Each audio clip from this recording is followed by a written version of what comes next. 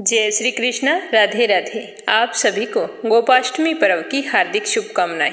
आज के दिन गौ माता और बछड़े की पूजा की जाती है, जिससे हमें भगवान श्री कृष्ण का और गौ माता का आशीर्वाद मिलता है। गौ माता में हमारे सभी देवी देवता निवास करते हैं।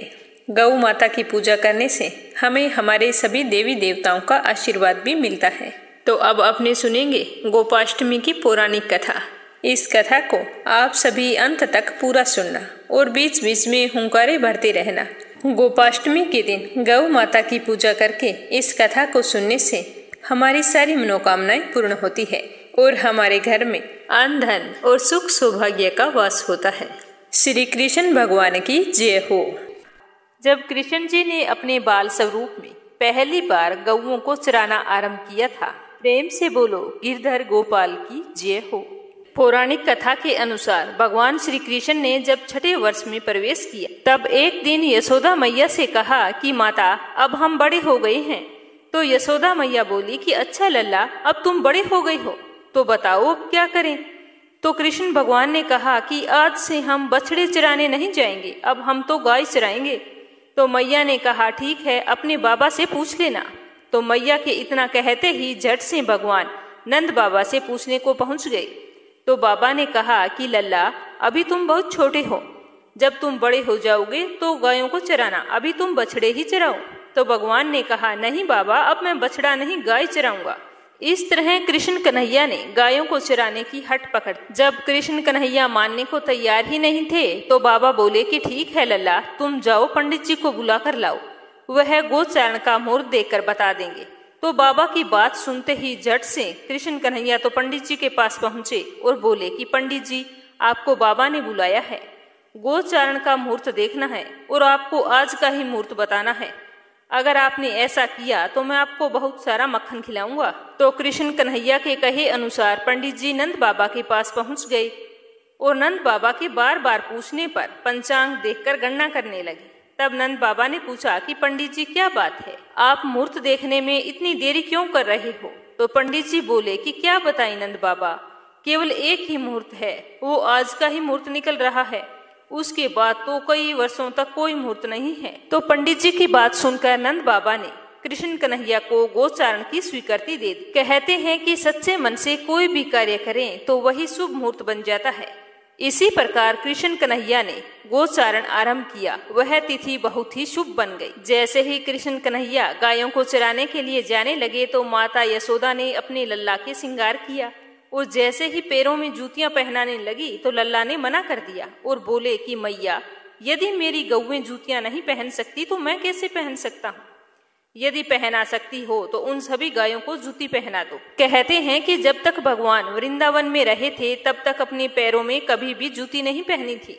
आगे आगे गाय और उनके पीछे बांसुरी बजाते हुए कृष्ण कन्हैया और पीछे बलराम श्री कृष्ण के यश का गान करते हुए ग्वाल गोपाल इस प्रकार से वन में विहार करते और गायों को चराते। तो इस तरह कृष्ण कन्हैया ने गौओं को चराने की शुरुआत की थी। अब अगली कहानी अपने सुनेंगे गौ माता की। बोलो गौ माता की जय हो।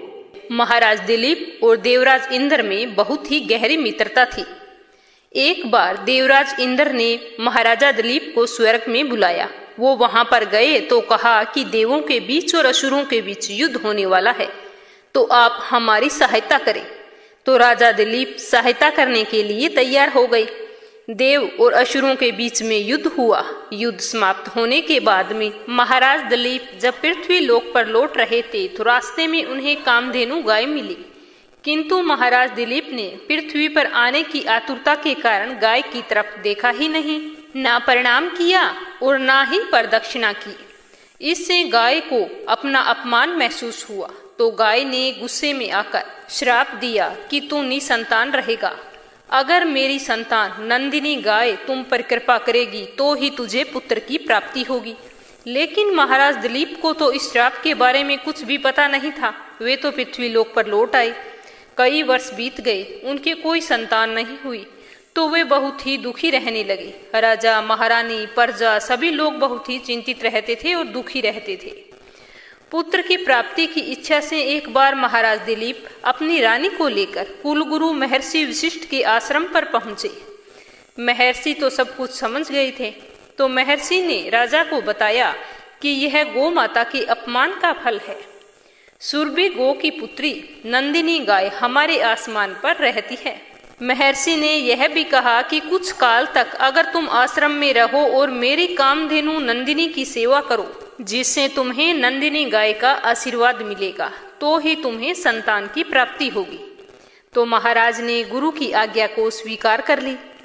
महारानी सुदक्षिणा प्रातःकाल उस गौ माता की भली भांति पूजा करती थी। आरती उतार कर महाराज दिलीप के साथ वन में चरने के लिए विदा करती थी। महाराज दिलीप दिन भर छाया की भांति उस गाय का अनुगमन करते रहते। उसके ठहरने पर ठहरते, चलने पर चलते, बैठने पर बैठते, जल पीने पर जल पीते। शाम होने पर गाय को आगे आगे और स्वयं उसके पीछे चलते और लेकर आश्रम को पहुंचते। तो महारानी देवी सुलक्षणा हाथ में अक्षत पात्र लेकर उसकी प्रदक्षिणा करके उसे प्रणाम करती और अक्षत आदि से पुत्र प्राप्ति रूप अभीष्ट सिद्धि देने वाली उस नंदिनी गाय की विधिवत पूजा किया करती थी। फिर नंदिनी अपने बछड़े को दूध पिलाती। रात्रि में महाराज और महारानी अपने हाथों से कोमल हरित घास और फूल खिलाकर उसकी परितृप्ति करते और उसके विश्राम करने पर ही स्वयं विश्राम करते थे। इसी तरह उसकी परिचर्या करते करते 21 दिन बीत गए थे। एक दिन वन में नंदिनी गाय को महाराज लेकर गए थे। उसके साथ साथ चल रहे थे कि क्षण भर के लिए प्राकृतिक सुंदरता में महाराज की निगाहें अटक गई। तभी उन्हें नंदिनी गाय की आवाज सुनाई दी। वह एक भयानक सिंह के पंजों में फंसी हुई छटपटा रही थी। उन्होंने आक्रामक सिंह को मारने के लिए अपने तरकस से तीर निकालना चाहा, किंतु उनका हाथ जड़वत होकर वहीं पर अटक गया। वे चित्र लिखे से खड़े रह गए और भीतर ही भीतर छटपटाने लगे। तभी मनुष्य की वाणी में वह सिंह बोल उठा कि हे राजन, तुम्हारे शस्त्र उसी तरह व्यर्थ है जैसे वृक्षों को उखाड़ देने वाला प्रभंजन पर्वत से टकराकर व्यर्थ हो जाता है। मैं भगवान शिव के गण निकुंभ का मित्र कुंभोदर हूँ।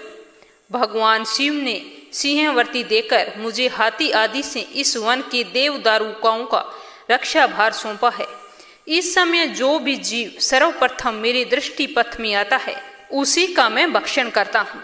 इस गाय ने इस संरक्षित वन में प्रवेश करने की चेष्टा की है और मेरे भोजन की वेला में यह मेरे सम्मुख आई है। इसीलिए मैं इसे खाकर अपनी भूख शांत करूंगा। तुम लज्जा और गलिनी छोड़कर वापस लौट जाओ।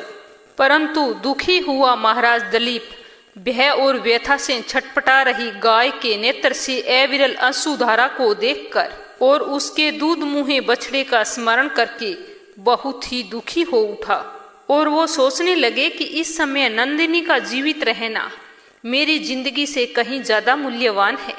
तो उन्होंने सिंह से प्रार्थना की कि वो उनके शरीर को खाकर अपनी भूख को मिटा ले और नंदिनी गाय को छोड़ दें। तो यह सुनकर सिंह ने राजा के इस अद्भुत प्रस्ताव का मजाक उड़ाते हुए कहा कि हे राजन, तुम चक्रवर्ती सम्राट हो। गुरु को नंदिनी के बदले करोड़ों गायें मिल जाएगी। अभी तुम युवा हो। इस तुच्छ प्राणी के लिए अपने स्वस्थ सुंदर शरीर और यौवन की अवहेलना करके अपनी जान की बाजी लगाने वाले सम्राट, लगता है तुम अपना विवेक खो बैठे हो। अगर तुम इस गाय पर दया करोगे तो सिर्फ तुम इस एक गाय का जीवन ही बचा सकोगे। अगर तुम जीवित रहे तो तुम्हारे पिता की तरह संपूर्ण प्रजा की निरंतर आने वाली विपत्तियों से रक्षा कर सकोगे। इसीलिए तुम अपने सुख भोगता शरीर की रक्षा करो। स्वर्ग प्राप्ति के लिए तप त्याग करके शरीर को कष्ट मत दो। यह तुम जैसे ऐश्वर्यशालियों को शोभा नहीं देता। ऐसा स्वर्ग निरर्थक है। अरे वह तो इसी पृथ्वी पर है जहाँ वैभव विलास के सारे साधन उपलब्ध हैं। वह समझो कि स्वर्ग में ही रह रहा है। स्वर्ग का अगर ध्यान करोगे तो स्वर्ग तो काल्पनिक आकर्षण मात्र है। स्वर्ग विपन्नों के लिए होता है, संपन्नों के लिए नहीं होता। स्वर्ग का काल्पनिक आकर्षण विपन्नों के लिए होता है, संपन्नों के लिए नहीं।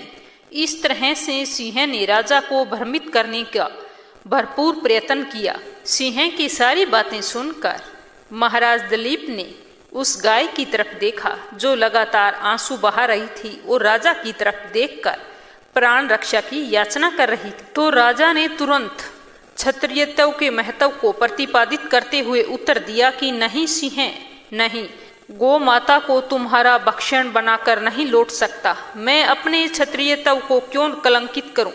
क्षत्रिय संसार में इसीलिए प्रसिद्ध है कि वे विपत्ति से औरों की रक्षा करते हैं।